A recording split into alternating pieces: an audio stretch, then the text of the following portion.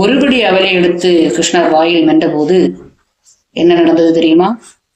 குசேலனுடைய வீடு முழுவதும் செல்வம் நிரம்பியது, வீடு சுபிட்சம் அடைந்தது. அடுத்தபடி அவளை எடுத்து வாயில் போட்ட போது என்ன நடந்தது? குசேலருடைய பூர்வ ஜென்ம கர்மங்கள் அனைத்தும் கரைந்து சென்றது. வீடு பேர் அடையக்கூடிய எல்லா புண்ணியங்களும் அவரை வந்து சேர்ந்தது.